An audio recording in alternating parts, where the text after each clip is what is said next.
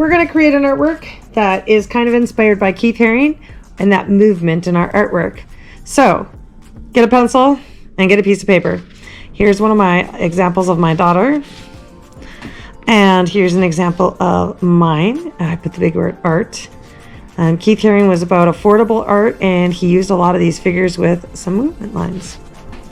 So I usually get started by writing my name on my paper, and then I kind of start with my characters. So if I actually want to do art again, I could do art like I did with the letters, or I could just simply work with some bubble letters.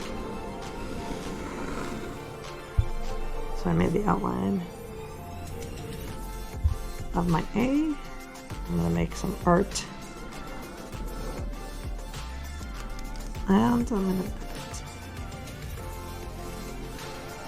And I'm kind of winging it here with some letters. Now, if you have troubles creating letters like this, you could draw out your letters like art in like a block letter like this.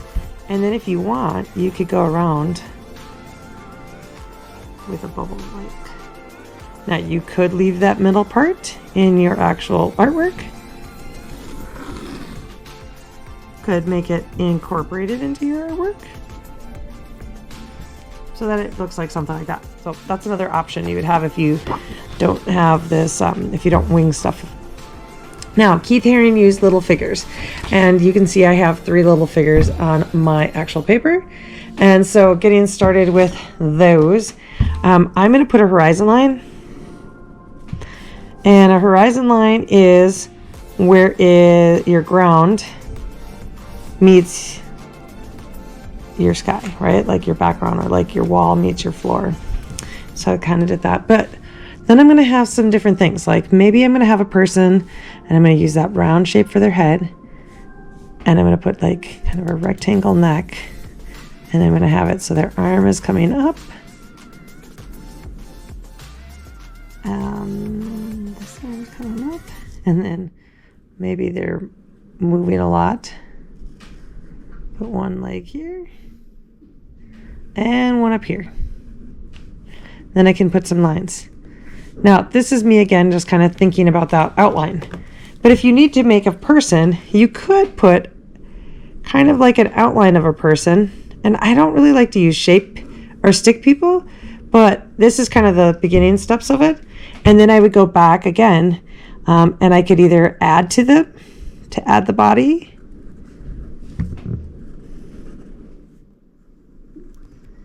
or I could go around them again. So I'm going to just kind of make sure I get this one started. Now I could erase if I want, because his head kind of simple, but you could make them so that they have more like lines. This person's going to jump up. But again, I could do, if I wanted to, I could have a person that is maybe moving like this. And then I could just go around them, if that's easier for me to creating that shape. And then if I want, I can go back and erase that middle part.